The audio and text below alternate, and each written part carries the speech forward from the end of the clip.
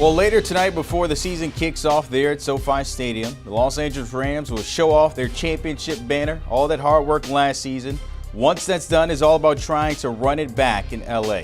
Coming in as the underdogs against the Bills in their first home game, the Rams and Stafford will be facing a tough task, of course, with Buffalo, which allowed the fewest points in yards, as well as including ranking first against the pass. So you got to think, yes, steep task. Fun fact, though, the Rams have never had a losing season or lost their opener under Sean McVay since he took over in 2017. Take a look at the odds now when it comes to winning Super Bowl 57. You see the champs there in the middle, along with the Chiefs at plus 1,100. Then a little more respect for the Bucs at 750.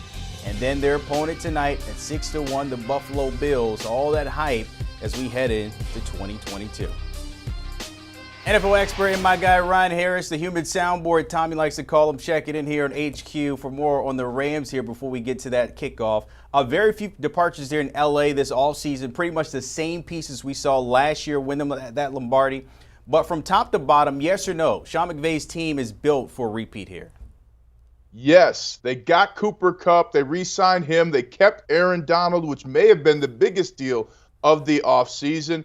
And then they got some talent as well through the draft. Getting Kyron Williams to be that backup running back. Coaches can't stop talking about him. Went to Notre Dame, just saying. And then you've got Matthew Stafford, who has now all the experience and accolades that he has been waiting for his whole career. And you've got the signal caller that's been in the biggest spots in the biggest game and came away with the victory. So even though you got a little injury bug there with Matthew Stafford in that elbow, yes, the Rams are built to repeat. You mentioned, of course, you think about the elbow, Matthew Stafford coming over from Detroit, winning that ring with them last year. Said there's no limitations in his right elbow, but played through that pain last year. What are you watching from him tonight?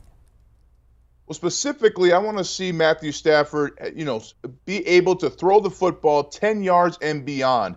And you want to notice whether or not if he's throwing high, maybe that's just in the spirit of the game, kind of all those feelings coming back. But if he starts missing low to his receivers, that's something you cannot fix. When you throw high, that's typically a mechanics thing. You can fix it with footwork and all of that.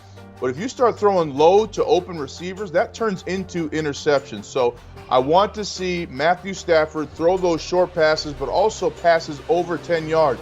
And I think it's funny, he said there's been no limitations when he barely threw all training camp. What kind of limitation is that? And then Coach Sean McVay said, well, he's throwing the ball excellent. Anytime a coach speaks weirdly, you know something is up. Hey, I like how you broadcast excellent there, Brandon. So I think the concern is higher than people want to admit there at the Los Angeles Rams. But specifically tonight, can Matthew Stafford keep the ball off the turf when he throws to his receivers? Of course, earlier this week when Sean McVay was asked if he needs to throw 50 times, no hesitation when it comes to his QB1. The other concern you might want to have, they won't have Andrew Whitworth to help him kind of stay upright this season. Instead, you got Joe Noteboom starting at left tackle there. Thoughts on him protecting Stafford's blind side this year? Never fear, Joe Noteboom is here. This man has experience number one, so they're getting an experienced tackle. The fifth-year pick out of TCU for the Rams got to play a bunch last season because of injuries at different times, and he can get the job done. Even Andrew Whitworth said he reminds him of future Hall of Famer Joe Thomas, that the anchor is there in the pass game. I agree, Noteboom is fantastic in the pass. I actually like him in the run as well. He's not going to be the leader that Andrew Whitworth was. The whole team and Noteboom have talked about missing Whitworth. But Joe Noteboom can get it done, and he can be that solid left tackle that the Rams need to repeat. A perfect guy that kind of gets pancakes there throughout the season. I feel like that's going to be one of your big uglies if he does well out there on the left side there for Stafford. So we'll see if that pans out this year. One of the new faces, of course, Bobby Wagner, plug into the middle of that defense. An 8-time Pro Bowler. We know he's the QB on that side. Has a lot of left in that tank. How does he kind of offset, though, the loss of Von Miller, who, of course, is on the other side tonight?